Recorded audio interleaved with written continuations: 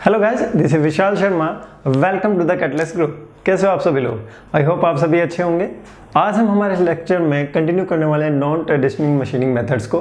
Last class में हम discuss कर चुके हैं classification of the machining operations, कि जो मशीनिंग ऑपरेशंस होते हैं उनका क्लासिफिकेशन कैसे किया जाता है। फिर हम ये देख चुके हैं कि जो लिमिटेशंस होती है वो क्या होती है। फिर हम ये देख चुके हैं कि जो आपका ECM प्रोसेस होता है वो क्या होता है।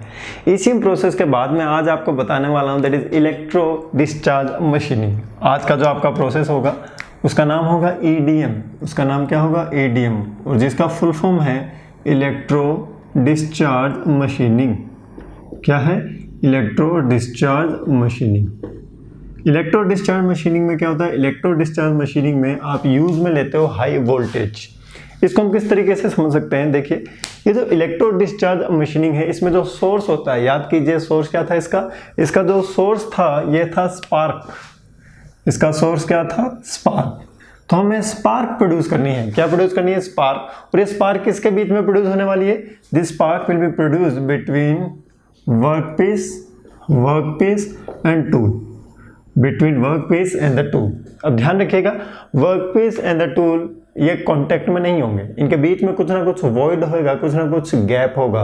लाइक दैट आपका जो टूल होगा वो कुछ इस तरीके से होगा। ये आपका टूल है और वर्कपीस यहाँ पर नीचे की तरफ होगा। कुछ वर्कपीस कहाँ होगा? नीचे की तरफ होगा। इनके बीच में क्या होगा? एक गैप होगा। इनके बीच में क्या होगा? गैप। और इस गैप को हम क्या कहते हैं? Spark gap. अगर आपने IC इंजन को ध्यान से पढ़ा हो, वहां पर भी स्पार्क प्लग के दो इलेक्ट्रोड होते हैं और उनके बीच के गैप को हम कहते हैं स्पार्क गैप। क्या कहते हैं? Spark gap.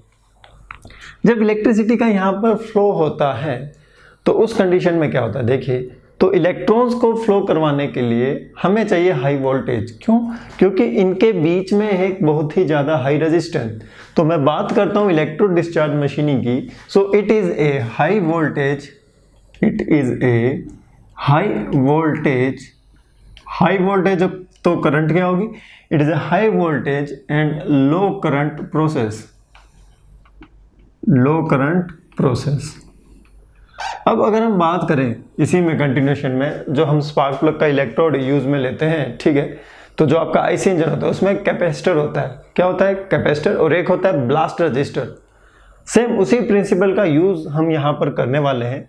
तो यहाँ पर भी इसके सर्किट में क्या होगा? एक रेजिस्टेंस होगा और एक कैपेसिटर होगा। ठीक है, तो इसके सर्किट में भी एक रेजिस्टेंस होगा और एक क्या होगा? कैपेसिटर होगा। और कैपेसिटर का काम क्या होता है?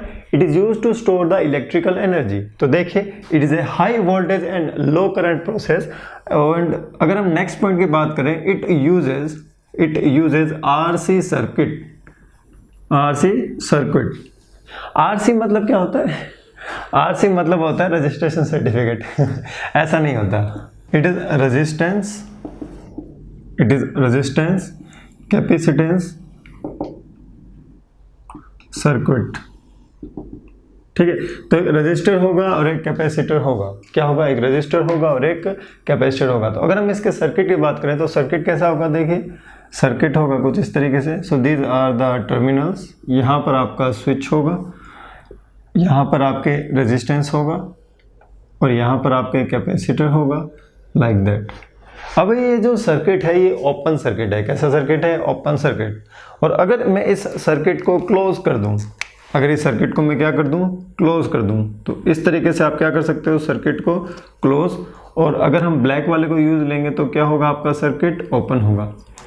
तो इनिशियल क्या होगा? जब आपका सर्किट क्लोज होगा तो उस कंडीशन में इलेक्ट्रिसिटी का फ्लो होगा, और जैसे ही इलेक्ट्रिसिटी का फ्लो होगा, this electricity will be stored in capacitor. इस इलेक्ट्रिसिटी का क्या होने लगेगा? स्टोरेज होने लगेगा। और ये जो स्टोरेज होने वाला है ये अप टू थ्रेशोल्ड वोल्टेज होने वाला है। कहां तक होने वाला है? थ्रेशोल्ड वोल्टेज तक। तो देखिए, मैं लिख रहा हूं, ड्यूरिंग फर्स्ट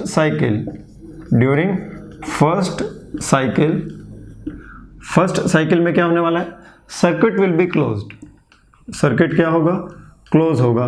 और सर्किट के क्लोज होने से क्या होगा? आपका जो कैपेसिटर है it will be start charging. ये क्या होने लगेगा? चार्ज होने लगेगा। क्या होने लगेगा? चार्ज। और ये कब तक चार्ज होगा? ये होगा आपका थ्रेशोल्ड वोल्टेज तक। कब तक चार्ज होगा? थ्रेशोल्ड वोल्टेज तक। तो ये जब तक चार्ज होता है उस टाइम को हम कहते हैं T1, time of charging. Time of charging is equals to T1। Threshold voltage तक बहुत ज़्यादा वोल्टेज हो जाती है इसमें। जैसे जैसे इसमें इलेक्ट्रिसिटी स्टोर होती जाती है, इसका जो वोल्टेज डिफरेंस है वो इंक्रीज होता जाता है।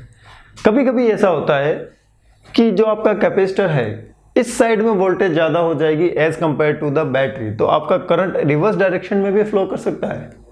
आपका करंट रिवर्स डायरेक्शन में भी फ्लो कर सकता है, जैसा कि आपके आईसी इंजन के इग्निशन सिस्टम में होता है। अब नेक्स्ट साइकिल में क्या होगा, नेक्स्ट साइकिल में आपका जो सर्किट है वो ओपन हो जाएगा। नेक्स्ट साइकिल में आपका जो सर्किट होगा वो क्या हो जाएगा, नेक्स्ट साइकिल में आपका जो सर्किट होगा इट विल बी ओपन।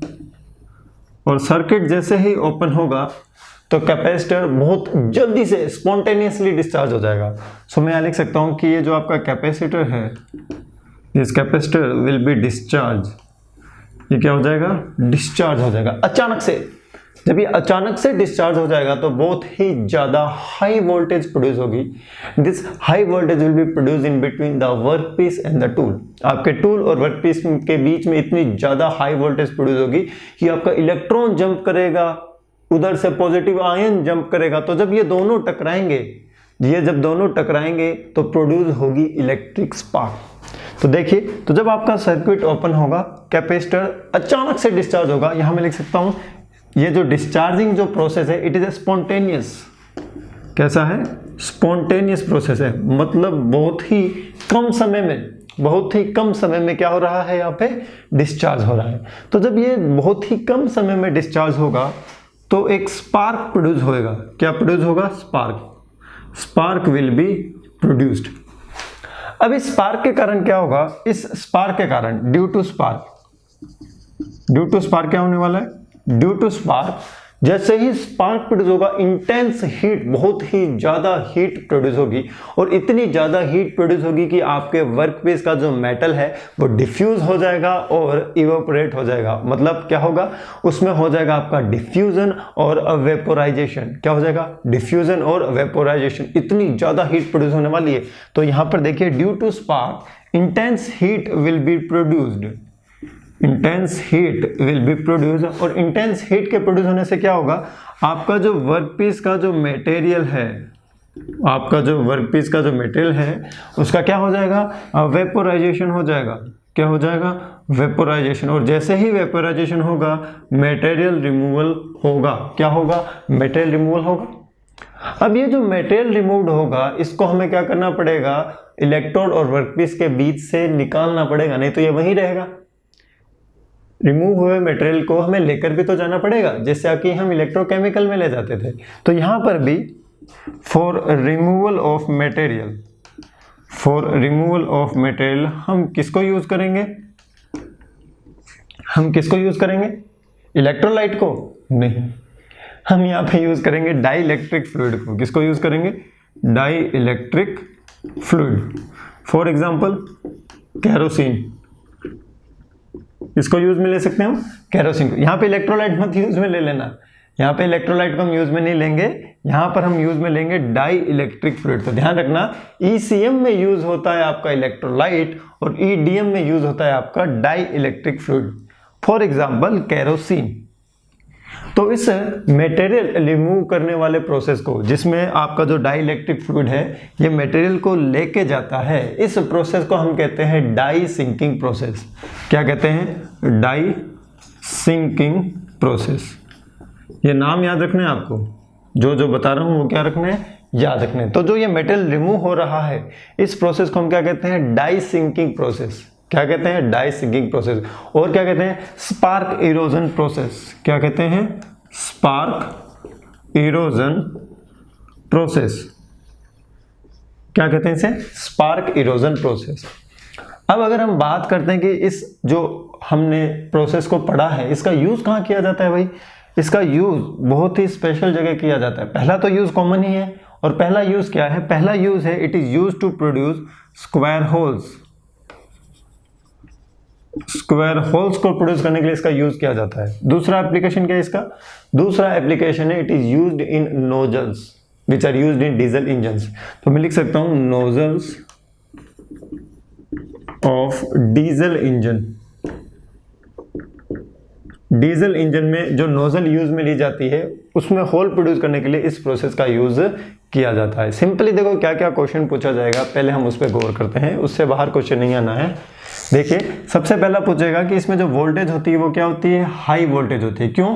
क्योंकि आर्क को प्रोड्यूस करने के लिए हाई वोल्टेज नहीं चाहिए, हाई करंट चाहिए, जबकि स्पार्क को प्रोड्यूस करने के लिए हाई वोल्टेज चाहिए। इलेक्ट्रिक आर्क वेल्डिंग में जाइए, इलेक्ट्रिक आर्क वेल्डिंग में क्या चाहिए, हमें करंट चाहिए।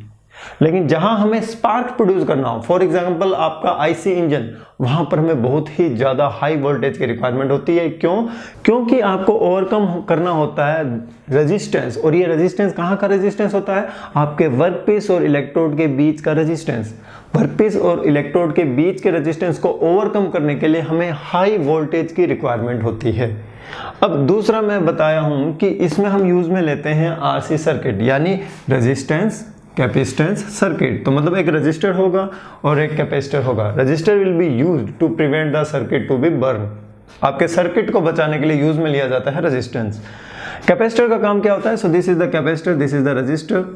कैपेसिटर का काम होता है to store the electrical energy. Initially during the first cycle what will happen, this circuit will be closed. तो जब आपका ये सर्किट क्लोज होगा तो आपकी इलेक्ट्रिकल एनर्जी का फ्लो होगा, आपका करंट फ्लो होगा।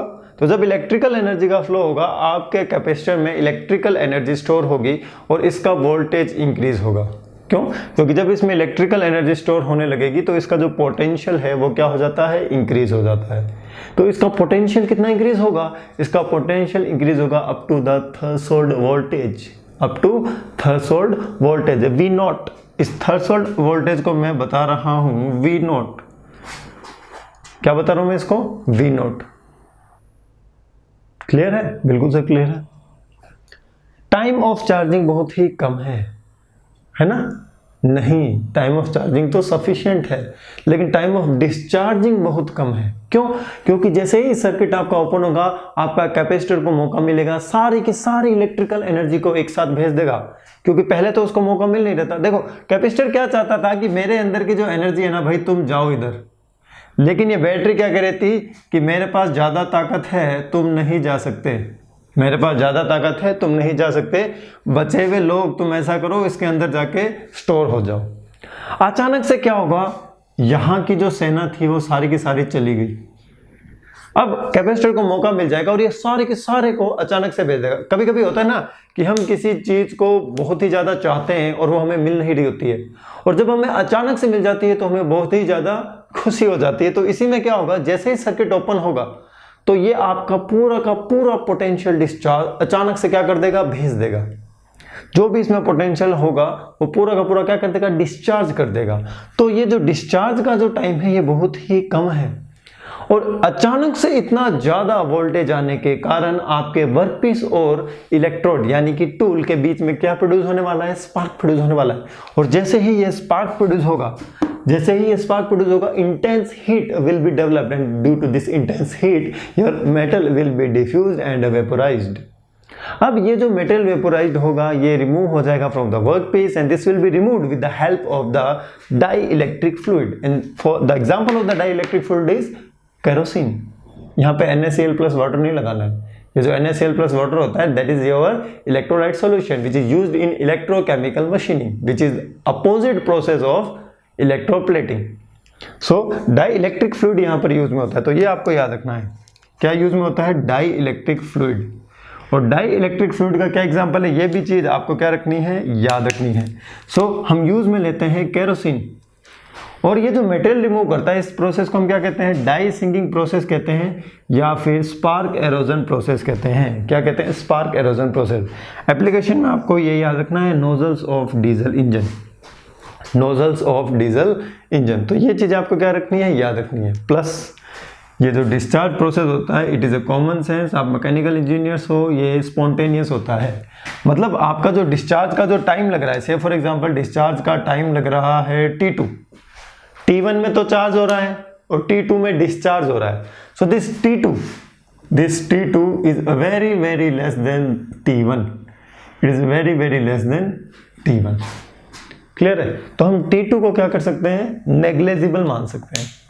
Now come to the formula which is used in your electro discharge machining. ये है एक इलेक्ट्रिकल इंजीनियरिंग का फॉर्मूला है, ठीक है, और इस फॉर्मूले का कोई डेरिवेशन नहीं है। इस फॉर्मूले को आपको डायरेक्टली क्या रखना है, याद रखना है।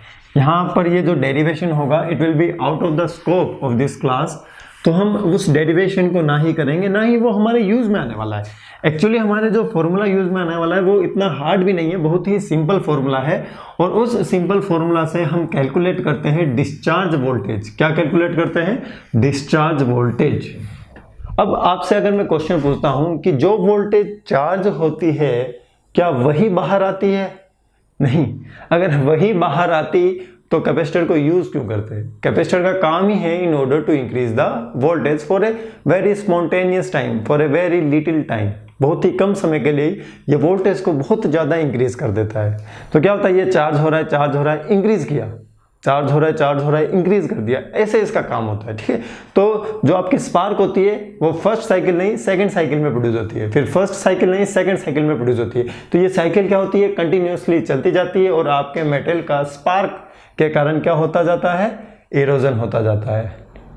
इरोजन इन द सेंस वो आपका रिमूव होता जाता है। तो अब देखिए, अब मैं इक्वेशन बताने वाला हूं, और वो इक्वेशन क्या है और वो आपको याद रखनी है। दिस VD मतलब होगा आपका डिस्चार्ज वोल्टेज।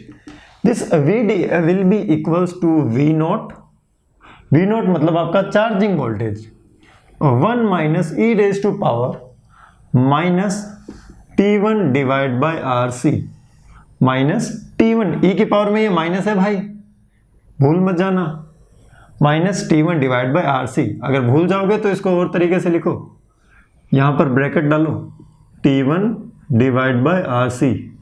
कुछ स्टूडेंट होते हैं भूल जाएंगे, ये माइनस मत भूल जाना, माइनस भूलोगे तो गड़बड़ हो जाएगा।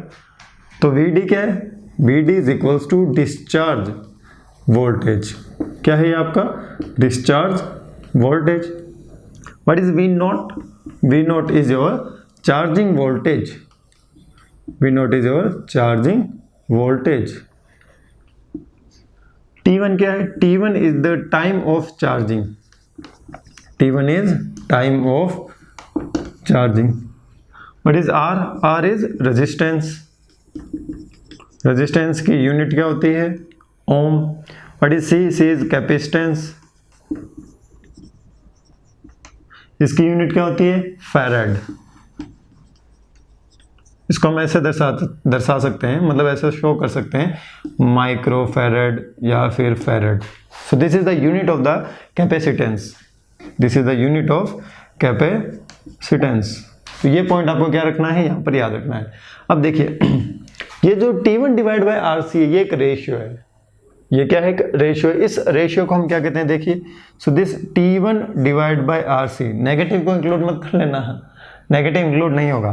सो this T1 divide by RC will be equals to time variable. इसे हम क्या कहते हैं, टाइम वेरिएबल। अगर आपका कोई भी फ्रेंड इलेक्ट्रिकल इंजीनियरिंग कर रहा है, ठीक है, या कर चुका है, तैयारी कर रहा है, तो उनसे पूछ लीजिएगा, वो आपको कहेगा कि हम सिर्फ यही फॉर्मूला याद रखते हैं, वो भी डेरिवेशन याद नहीं रखते। डेरिवेशन आपका इसका यूज ही नहीं है, आपको सिर्फ ये फॉर्मूला याद होना चाहिए। With the help of this formula you will calculate the value of the VD।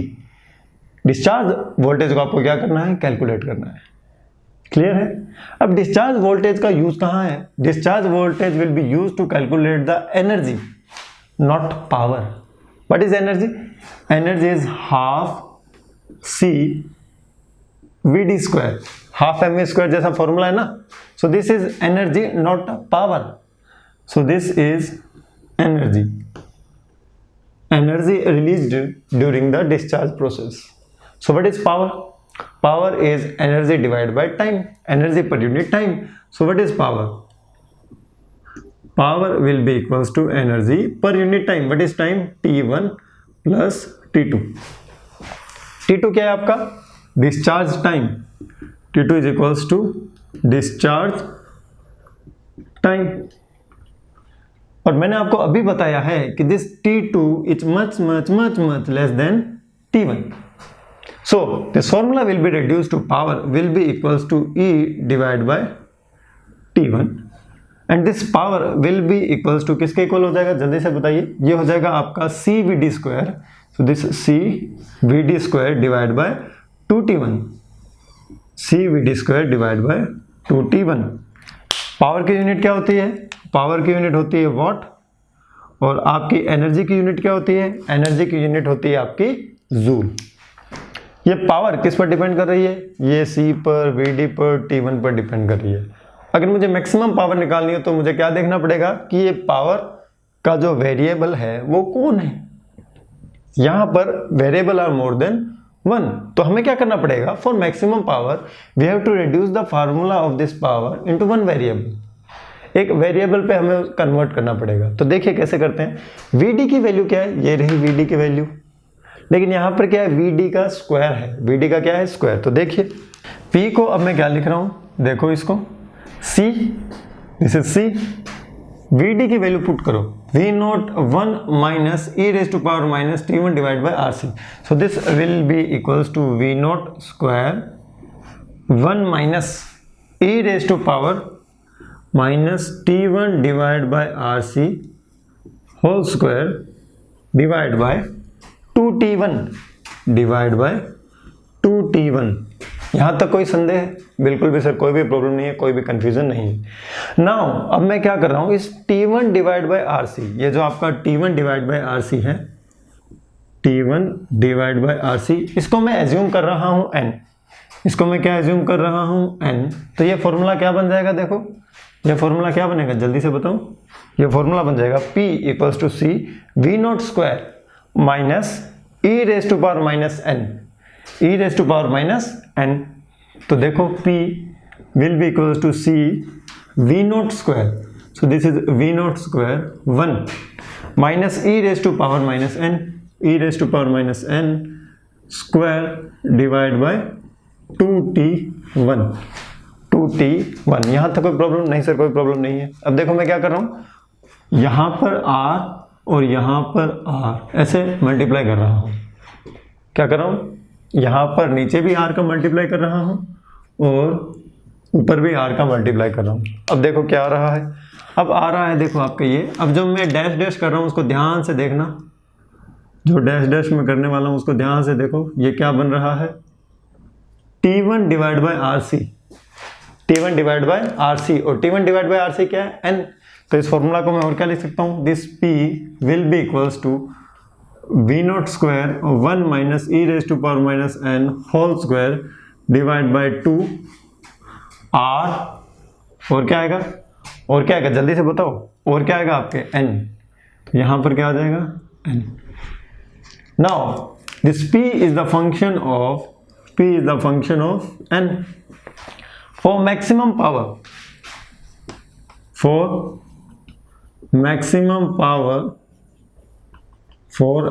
Power dp upon dn should be equals to 0। dp upon dn should be equals to 0। तो जब आप ऐसा करोगे तो आपको n की वैल्यू पता है क्या मिलेगी? n की वैल्यू आपको मिलेगी 1.26। n की वैल्यू आपको क्या मिलेगी? 1.26। What is n? n is T1 divide by RC। What is n? n is nothing, it is T1 divide by RC। तो ये फॉर्मूला आपको क्या रखना है? याद रखना है। For the maximum power condition, it will be used for maximum power condition. तो यहां तक कोई प्रॉब्लम नहीं। अब देखिए मैक्सिमम पावर की वैल्यू क्या आती है? We have to find out the value of the maximum power also. तो जब आप मैक्सिमम पावर की वैल्यू को कैलकुलेट करना चाहोगे तो आप क्या करोगे? आप इस n की वैल्यू को इस फॉर्मूले में पुट कर दोगे। आप इस n की वैल्यू को चाहे आप इसमें पुट करो, चाहे आप इसमें पुट करो, चाहे आप इसमें पुट करो, तो n की वैल्यू को क्या कर दो? आप पुट कर दो। तो जब आप n की वैल्यू को पुट करोगे तो क्या होगा? तो n की वैल्यू पुट करने से आपको P मैक्सिमम मिल जाएगा। For maximum power this n should be equals to 1.26। ठीक है। अगर हमें डिस्चार्ज वोल्टेज चाहिए तो डिस्चार्ज वोल्टेज के लिए भी आप क्या करोगे? n की वैल्यू को डिस्चार्ज वोल्टेज वाले फॉर्मूले में पुट करोगे। So what is VD for maximum power? So for maximum power P maximum, this value will be equals to V0 1 minus e raise to power minus n। So this will be V0 1 minus e raise to power minus 1.26। तो जो आपको VD मिलने वाला है, VD for P maximum, this value will becomes out 0.716 V0, 0.716 V0। तो आपको याद क्या रखना है वो मैं आपको बताता हूँ। आपको जो मैंने ब्लू बॉक्स बनाए हैं केवल वही याद रखना है और उनकी कंडीशन भी साथ में याद रखनी है। This formulas will be used only for the maximum power condition. यहाँ पर आपको क्या याद रखना है, यहाँ पर आपको ये दो फॉर्मूले याद रखने हैं। एक तो फॉर्मूला आपको याद रखना है VD का। So what is VD? VD is the discharge voltage, and this value will be equals to V0 1 minus e raised to power minus T1 divided by RC. So what is T1 divided by RC? It is the time variable. Time variable भी important है, time variable भी आपको ध्यान रखना है। What is time variable? This is T1 divided by RC. If you know the value of the time variable for the maximum power condition, you can calculate the T1. You can calculate the T1 if in the question R and C will be given. And keep in mind that this capacitor has a unit of capacitance, और इसकी जो unit होती है farad या micro farad होती है। तो ये ध्यान रखना, ये जो यूनिट है अगर हम माइक्रो फैरेड यूज में लेंगे तो माइक्रो की जगह 10⁻⁻⁶ रखना। ऐसा नहीं है माइक्रो रख के आओगे और आपका आंसर कुछ आएगा। तो आपको यहाँ पर माइक्रो की जगह 10⁻⁻⁶ रखना पड़ेगा जब आप RC सर्किट में ये वैल्यू कैलकुलेट करोगे। R की वैल्यू ओम में आएगी, C की वैल्यू अगर माइक्रो फैरेड में है तो 10⁻⁻⁶ फैरेड। ऐसा नहीं है यहाँ माइक्रो फैरेड आ जाएगा। तो ध्यान रखना कैपेसिटेंस की यूनिट किस में आएगी, फैरेड में आएगी। And if in question micro farad is given, if in question microfarad is given, we will convert it into 10⁻⁻⁶ farad. तो जहां जहां मिस्टेक्स होती है वो मैं आपको यहां पर बता चुका हूं। तो on the basis of this formula now we are going to solve some questions. तो आपका क्या होगा, फॉर्मूले भी आपको याद हो जाएंगे और आपका जो थ्योरेटिकल कॉन्सेप्ट है वो भी क्या हो जाएगा, क्लियर हो जाएगा। So the question number first is on your screen now. Question को ध्यान से पढ़िए और उसको सॉल्व करने की कोशिश कीजिए। In an EDM process using RC relaxation circuit, a 12 mm diameter through hole is produced in a steel plate और उसकी थिकनेस दे रखी है 50 mm. Assume the discharge time is negligible. So in this question it is saying that the discharge time is negligible. So it is already given in the question. So you do not need to have take an assumption that T2 is negligible as compared to the T1. So in the next line it is written that the machining is carried out under the following conditions. So resistance is given as a 40 ohm. So the value of the resistance is given as a 40 ohm and the value of the capacitance is given as a 20 microfarad. 20 microfarad, and it is given that supply voltage is 220 volt and the discharge voltage is 110 volt.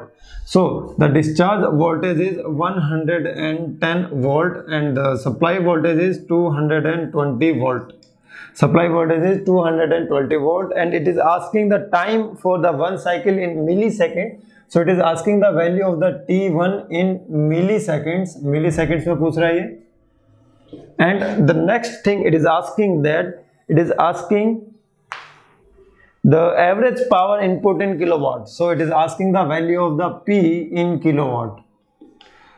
तो T1 की value हम कहां से find out करेंगे? We know that the relationship between the VD and V0. So what is VD and V0? So this VD will be equals to V0 times 1 minus e raised to power minus T1 divided by RC. Minus T1 divided by RC. So what is VD? VD is given as a 110 volt. 110 volt equals to 220 1 minus e raised to power minus T1 divided by what is R? R is 40. What is R? R is 40 multiply with what is C? 20 microfarad. So this will be 20 into 10 raised to power minus 6. अब ये क्या हो जाएगा? 0.5 होगा कि नहीं? 1/2. 0.5 equals to 1 minus e raised to power minus T1 divided by 40 into 20. कितना होगा? 4 2s are 8. So this will be 820. So this will be 800 into 10 raised to power minus 6. यहाँ तक कोई प्रॉब्लम? कोई प्रॉब्लम नहीं है।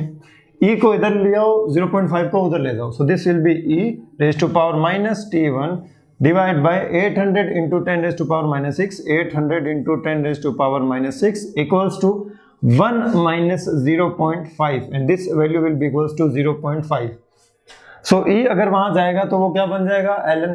So this minus T1 divide by 80 into 10 raised to power minus 6 will be equals to ln 0.5 ln 0.5. यहां तक कोई problem नहीं सर, कोई भी प्रॉब्लम वाली बात नहीं है. ये कहां जाएगा, उधर ही तो जाएगा. यहां तो कोई दिक्कत नहीं है. ln 0.5 की वैल्यू क्या होती है 0.693.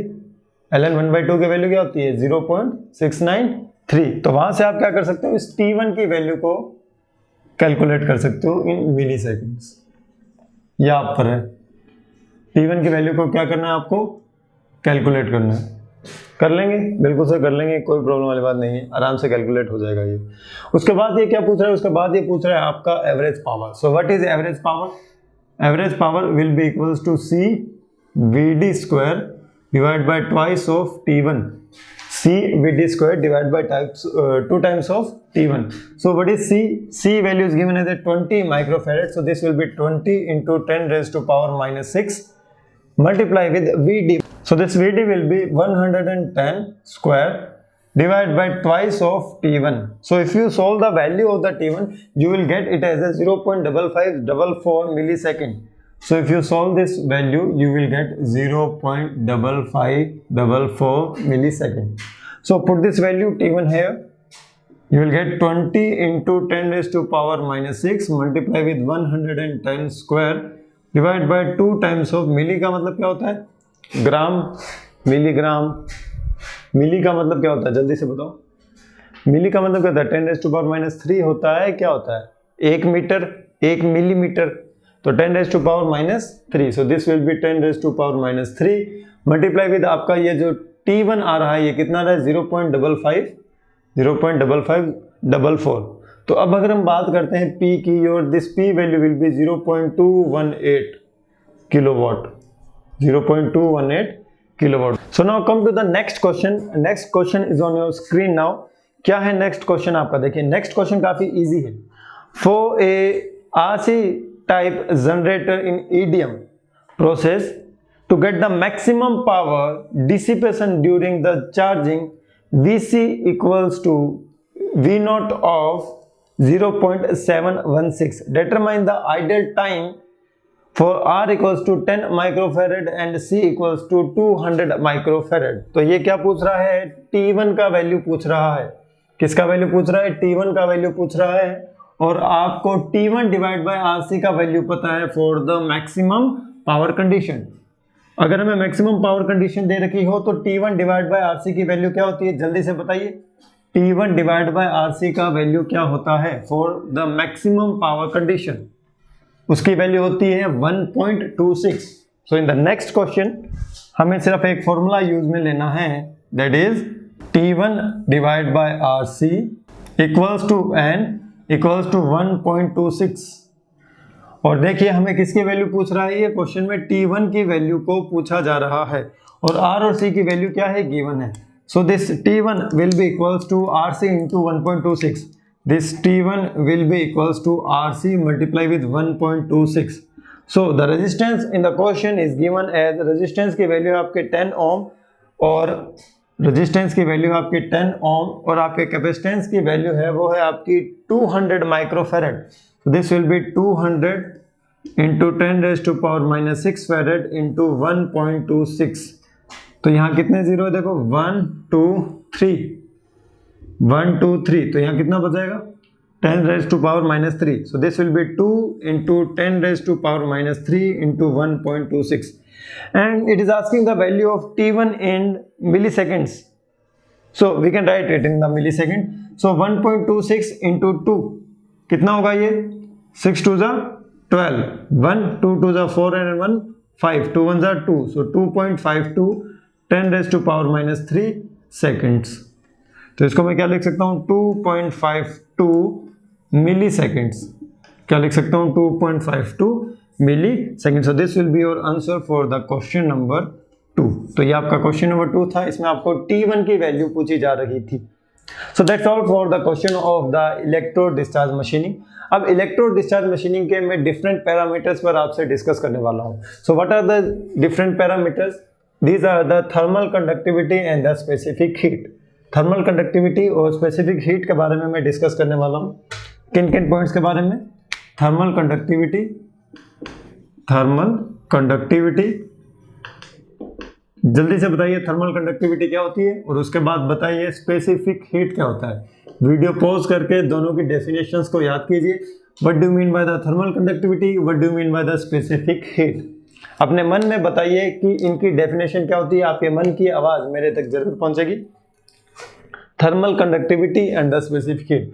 What is thermal conductivity? It is the thermophysical property of the material. जितना ज़्यादा थर्मल कंडक्टिविटी होगा उतना ज़्यादा रेट ऑफ हीट ट्रांसफर होगा। उतना ज़्यादा क्या होगा? Rate of heat transfer. So what is specific heat? It is the amount of heat which is required to raise the unit temperature of the unit mass. आपके unit मास के किसी matter का unit temperature increase करने में जितना amount of heat required होता है उसे हम क्या कहते हैं? स्पेसिफिक हीट कहते हैं। अब मैं इसका किसके रिलेशन में बात करने वाला हूँ? मैं बात करने वाला हूँ टूल के रिलेशन में और वर्कपीस के रिलेशन में। टूल के रिलेशन में और किसके रिलेशन में? वर्कपीस के रिलेशन में। कि जो आपका इलेक्ट्रो डिस्चार्ज मशीनिंग होता है उसमें टूल की थर्मल कंडक्टिविटी और स्पेसिफिक हीट कैसी होनी चाहिए, आपका जो वर्कपीस है उसकी थर्मल कंडक्टिविटी और स्पेसिफिक हीट कैसी होनी चाहिए। सबसे पहले मैं बात करता हूँ टूल के लिए। टूल के लिए अगर थर्मल कंडक्टिविटी ज़्यादा हो तो क्या इफेक्ट होगा, अगर कम हो तो क्या इफेक्ट होगा? If the value of the K is high and if the value of the K is low then what will be the effect on the tool. देखिए, अगर टूल की थर्मल कंडक्टिविटी ज़्यादा होगी तो जो भी हीट जनरेट होगा वो टूल के अंदर से बहुत ही जल्दी पास हो जाएगा, टूल के अंदर एक्यूमुलेट नहीं होगा, स्टोर नहीं होगा। तो जब वो टूल के अंदर स्टोर नहीं होगा तो टूल का जो टेम्परेचर है that will B not significantly increase. तो टूल का टेम्परेचर इंक्रीज नहीं होगा, टूल की लाइफ क्या हो जाएगी? इंक्रीज हो जाएगी। तो टूल के लिए हम किसके बारे में बात करने वाले हैं बताइए? टूल के लिए हम बात करने वाले हैं टूल वियर के लिए। किसके लिए? Tool wear. और टूल वियर का ही मतलब क्या होता है? आपका टूल लाइफ। टूल वियर का ही मतलब क्या होता है? Tool life. वर्कपीस के लिए हम क्या बात करने वाले हैं? वर्कपीस के लिए हम बात करने वाले हैं मटेरियल रिमूवल रेट की। तो आप खुद समझ गए होंगे कि अगर टूल की थर्मल कंडक्टिविटी ज़्यादा होगी तो उस केस में आपका जो हीट ट्रांसफर होगा through the tool it will be more, and because of the more heat transfer the temperature will not rise significantly in your tool material. And because of that, अगर आपके tool का temperature बहुत ज़्यादा नहीं है तो tool का temperature अगर ज़्यादा नहीं होगा तो टूल का वियर कम होगा। टूल का क्या होगा? Tool wear will be less. तो मैं यहाँ लिख सकता हूँ जो टूल का जो वियर होगा, tool wear will be less. अगर टूल की थर्मल कंडक्टिविटी कम होगी तो रेट ऑफ हीट ट्रांसफर भी होगा कम, और जब रेट ऑफ हीट ट्रांसफर कम होगा तो टूल पर हीट स्टोर हो जाएगी। टूल के अंदर हीट क्या रहेगी? बहुत धीरे धीरे ट्रांसफर होगी, जिसके कारण टूल का टेम्परेचर इंक्रीज हो जाएगा। जल्दी हीट ट्रांसफर होता है तो टेम्परेचर डिक्रीज हो जाता है, और अगर धीरे धीरे हीट ट्रांसफर होता है तो टेम्परेचर इंक्रीज हो जाता है। तो जब टूल का टेम्परेचर धीरे धीरे इंक्रीज हो जाएगा तो टूल की लाइफ डिक्रीज हो जाएगी, जिसके कारण हम कह सकते हैं कि जो टूल का जो वियर होगा वो क्या होगा? ज़्यादा होगा। टूल का वियर होगा वो क्या होगा? ज़्यादा होगा। क्लियर है? बिल्कुल क्लियर है। हम नहीं चाहते हैं कि हमारे टूल का टेम्परेचर इंक्रीज हो, तो यहाँ हम लिख सकते हैं वी डोंट वांट, समझने के लिए, to increase the temperature of tool, to increase the temperature of tool, because if the temperature of the tool will be increased the life of the tool will be decreased. Come to the specific heat. Specific heat का मतलब क्या है? Temperature को increase करने के लिए जो heat चाहिए उसे हम क्या कहते हैं? Specific heat. तो टूल का टेम्परेचर इंक्रीज नहीं होना चाहिए चाहे आप कितनी भी हीट दे दो। टूल का टेम्परेचर इंक्रीज नहीं होना चाहिए चाहे आप कितनी भी हीट दे दो। तो ये पॉइंट आपको क्लियर है कि we don't want to increase the temperature of the tool. That's why the thermal conductivity of the tool should be high. Come to the specific heat, the specific heat of the tool also should be high. क्यों? क्योंकि हमें tool का temperature increase नहीं करना है, तो tool के temperature को इंक्रीज करने के लिए जितनी ज्यादा हीट चाहिएगी, जितनी ज्यादा हीट चाहिएगी वो हम लाएंगे कहां से? वो हम उसी प्रोसेस से ही तो लाएंगे। तो टूल के यूनिट टेम्परेचर को भी इंक्रीज करने के लिए अगर हमें बहुत ज्यादा हीट चाहिए तो टूल का टेम्परेचर इतना ज्यादा इंक्रीज नहीं होगा। अगर टूल की स्पेसिफिक हीट कम हुई तो थोड़ा सा हीट मिलने पर वो बहुत ज्यादा गर्म हो जाएगा। टूल की स्पेसिफिक हीट अगर कम हुई तो थोड़ी सी हीट मिलने पर वो बहुत ज्यादा गर्म हो जाएगा। तो देखो आपकी जो स्पेसिफिक हीट है C, it can be low और high, it can be low और high. So this is the specific heat. हम बात करते हैं हाई और लो के कंपैरिजन में। So this is high and specific heat is low. So the heat required to raise the temperature of the tool material also high, so this Q will be also high. On the same hand, here Q will be low. Here Q will be low.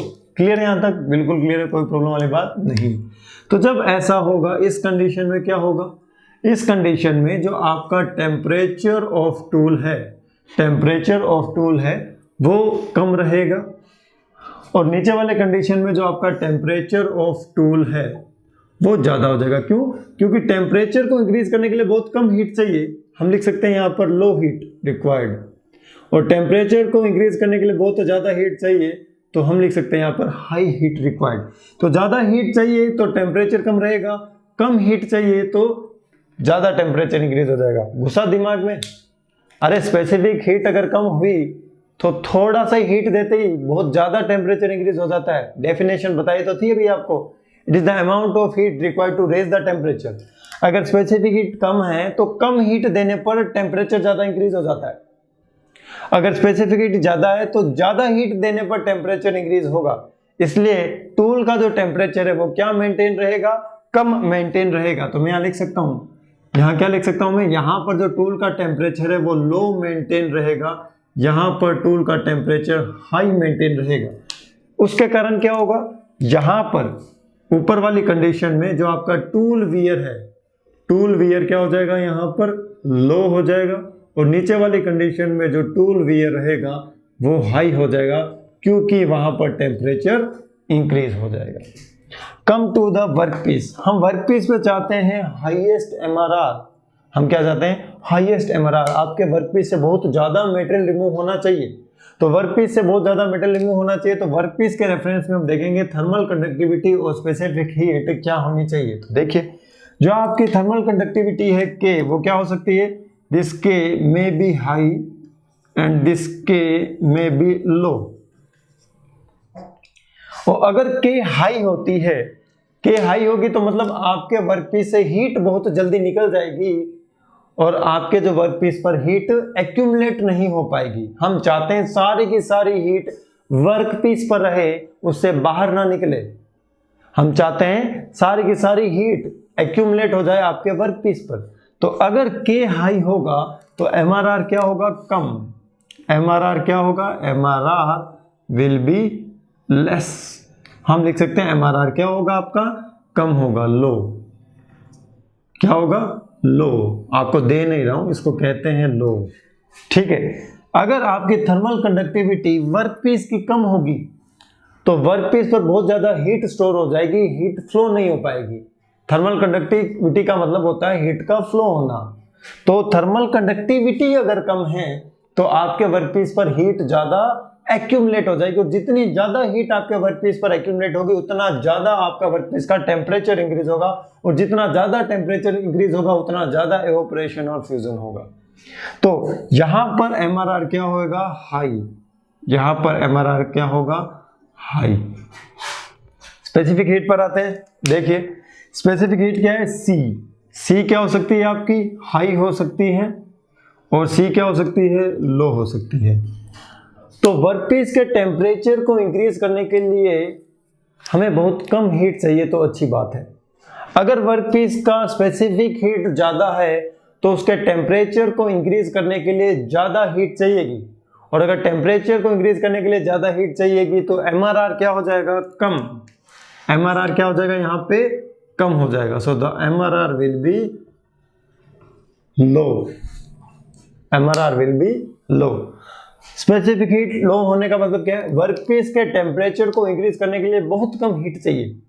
Workpiece के temperature को increase करने के लिए बहुत कम heat चाहिए, तो बहुत कम heat हमारे पास अवेलेबल होती है, बहुत ज़्यादा अवेलेबल नहीं होती है। तो वर्कपीस पर अगर हम थोड़ी सी भी हीट देंगे, उसका टेम्परेचर बहुत ज़्यादा इंक्रीज हो जाएगा और बहुत ज़्यादा मटेरियल रिमूव होगा, जिसके कारण हम लिख सकते हैं अगर स्पेसिफिक हीट कम होगी तो आपका जो MRR होगा वर्कपीस के मटेरियल का वो क्या होगा? हाई होगा। वो क्या होगा? हाई। ये क्या है? हमने पूरा का पूरा कंपैरिजन किया है।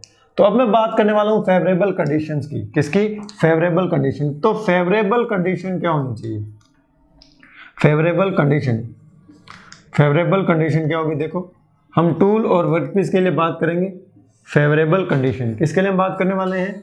टूल के लिए और वर्कपीस के लिए। क्या क्या बात करने वाले हैं हम? स्पेसिफिक हीट और थर्मल कंडक्टिविटी। तो thermal conductivity and specific heat. तो देखो, टूल की थर्मल कंडक्टिविटी ज्यादा होनी चाहिए, स्पेसिफिक हीट भी क्या होनी चाहिए? ज्यादा। So this should be high. Tool की थर्मल कंडक्टिविटी और टूल का जो स्पेसिफिक हीट है वो क्या होना चाहिए? ज्यादा होना चाहिए। वर्कपीस के लिए अगर हम बात करें तो वर्कपीस की थर्मल कंडक्टिविटी कम होनी चाहिए और वर्कपीस की स्पेसिफिक हीट भी क्या होनी चाहिए? कम होनी चाहिए। यही एग्जामिनेशन में पूछा जाता है। For EDM process the thermal conductivity of the tool should be, the specific heat of the tool should be, the thermal conductivity of the workpiece should be, the specific heat of the workpiece should be. ऐसे भी पूछा जा सकता है। Choose the correct statements. 4 statement दिए हो सकते हैं, उसमें लिखा हो सकता है the thermal conductivity of the tool should be low, the thermal conductivity of the tool should be high, the thermal conductivity of the workpiece should be low, the specific heat of the workpiece should be high. तो उनमें से कौन सा correct है, कौन सा incorrect है, वो आपको क्या करना पड़ेगा? चूज करना पड़ेगा। तो टूल के रेफरेंस में मैं बात कर रहा था, थर्मल कंडक्टिविटी अगर हाई होगी, स्पेसिफिक हीट अगर हाई होगा, तो जो टूल वियर होगा वो क्या होगा? कम। सो द टूल वियर, यहीं लिख लूं मैं। So this tool wear will be less. और अगर वर्कपीस की थर्मल कंडक्टिविटी कम होगी, स्पेसिफिक हीट कम होगी, तो जो मटेरियल रिमूवल रेट होगा, material removal rate will B high. तो ये दोनों पॉइंट्स आपको क्या रखने हैं? याद रखने हैं। आई होप ये चीज आपको समझ आ चुकी होगी। नहीं आई तो एक बार आप वापस वीडियो को पीछे जाके रिवर्स करके वापस देखेगा, आपको ये चीज पूरी की पूरी क्या हो चुकी होगी?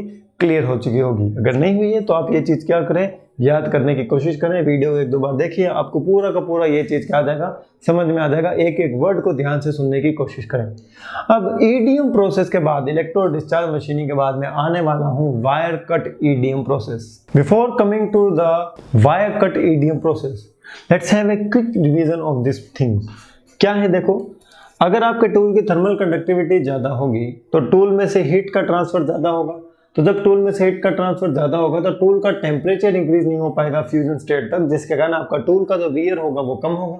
Same on the other hand, अगर आपके टूल की थर्मल कंडक्टिविटी कम होगी तो टूल के अंदर हीट बहुत ज्यादा एक्यूमुलेट हो जाएगी, जिसके कारण आपका टूल का टेम्परेचर इंक्रीज हो जाएगा और फ्यूजन स्टेट तक आपका टूल का टेम्परेचर चला जाएगा, जिसके कारण टूल का वियर हाई हो जाएगा।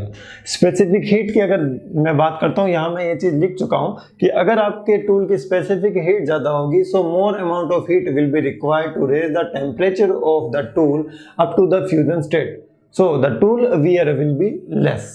अगर आपके टूल की स्पेसिफिक हीट कम होगी, so the less amount of heat will be required to increase the temperature of the tool up to the fusion zone. तो टूल का टेम्परेचर इंक्रीज करने के लिए कम अमाउंट हीट चाहिए, तो टूल बहुत ज्यादा गर्म हो जाएगा और फ्यूजन स्टेट तक पहुंच जाएगा, जिसके कारण टूल वियर क्या हो जाएगा? हाई हो जाएगा।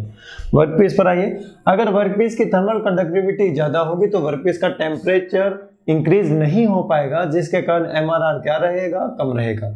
अगर वर्कपीस की थर्मल कंडक्टिविटी कम होगी तो कम हीट ट्रांसफर होगा, जिसके कारण वर्कपीस पर ज्यादा हीट एक्यूमुलेट हो जाएगी और वर्कपीस का टेम्परेचर बहुत ज्यादा इंक्रीज हो जाएगा, जिससे वर्कपीस का MRR बढ़ जाएगा।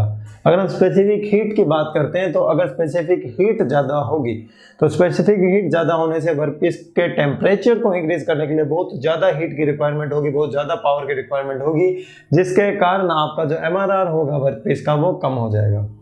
अगर कम स्पेसिफिक हीट होगी आपके वर्कपीस की तो वर्कपीस का टेम्परेचर को इंक्रीज करने के लिए हमें ज़्यादा मेहनत नहीं करनी पड़ेगी, कम पावर में ही आपका वर्कपीस का टेम्परेचर इंक्रीज हो जाएगा और फ्यूजन स्टेट तक पहुंच जाएगा, जिससे मेटल रिमूवल रेट क्या हो जाएगा, इंक्रीज हो जाएगा। So the favourable conditions are that for the less tool wear the thermal conductivity of the tool and the specific heat of the tool both should be high, and for the high MRR the specific heat of the workpiece and the thermal conductivity of the workpiece should be low.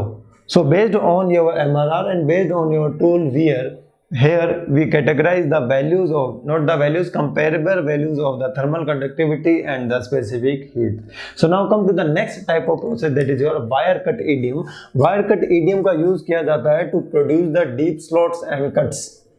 बहुत ही ज़्यादा अगर मैं deep slot produce करने हो, for example 300 mm depth तक, 300 mm depth तक अगर हमें डीप कट प्रोड्यूस करने हो तो हम वायर कट ईडीएम प्रोसेस का यूज करते हैं। क्या करते हैं? वायर कट ईडीएम का प्रोसेस यूज करते हैं। बस सिर्फ इतना ही थ्योरी है, इसमें ज़्यादा नहीं है।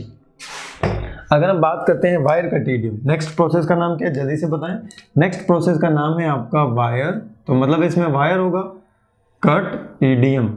तो अगर नेक्स्ट प्रोसेस का नाम वायर कट ईडीएम है, इसका यूज कहाँ किया जाता है? It is used to produce the deep slots and cuts. तो पॉइंट बना के लिखिए आप, it is used to cut, it is used to cut deep slots. ठीक है, कितना डीप? 300 mm तक। कितना डीप? 300 mm तक। 300 mm तक के आप डीप कट्स या स्लॉट्स को क्या कर सकते हो? प्रोड्यूस कर सकते हो। तो इसका जो प्रोसेस डायग्राम होगा, स्कीमेटिक डायग्राम होगा, देखिए वो कैसा नजर आएगा। यहाँ पर होगा आपका कोई एक work piece, so this is the work piece जिसकी थिकनेस बहुत ही ज़्यादा है, so this is the thickness T। आपका होगा यहाँ पर एक वायर, ये क्या होगा? वायर। इसका डायमीटर होगा आपके D, so this is the wire. इस वायर के दोनों ओर स्पार्क होगा, स्पार्क ही तो होगा, दोनों ओर क्या होगा? स्पार्क होगा। तो जब दोनों ओर स्पार्क होगा तो कुछ ना कुछ स्पार्क गैप होगा, दोनों ओर स्पार्क होगा तो कुछ ना कुछ क्या होगा? Spark gap. तो वो स्पार्क गैप कितना है देखिए, तो ये है आपका स्पार्क गैप, ये क्या है आपका? Spark gap. और ये जो स्पार्क गैप है, this spark gap is equals to x, this spark gap equals to x। तो अगर मैं यहाँ बात करता हूँ विड्थ ऑफ कट की, विड्थ ऑफ कट की, that will be equals to d plus two x, that will be equals to d plus 2 times of x। अगर मैं बात करता हूँ यहाँ पर मटेरियल रिमूवल रेट की, तो मटेरियल कितना रिमूव होगा? Material removal rate. तो material removal rate will be equals to, ये किसके इक्वल होगा? d plus 2 times of x multiply with t, multiply with t। और ये आपका मल्टीप्लाई होगा फीड से, किससे? फीड से। So this unit will be comes out in mm cube per minute or mm cube per second, depend upon the unit of the feed. So this is the wire cut EDM process in which you will produce the deep slots or cuts up to the depth of the 300 mm. Thickness क्या होती है यहाँ पर? ज़्यादा होती है। आपको material removal rate का ये जो फॉर्मूला मैंने आपको बताया है, इसको अपनी फॉर्मूला कॉपी में लिख लेना है। So that's all about your wire cut EDM process. अब हम मिलेंगे नेक्स्ट क्लास में। Bye bye, take care.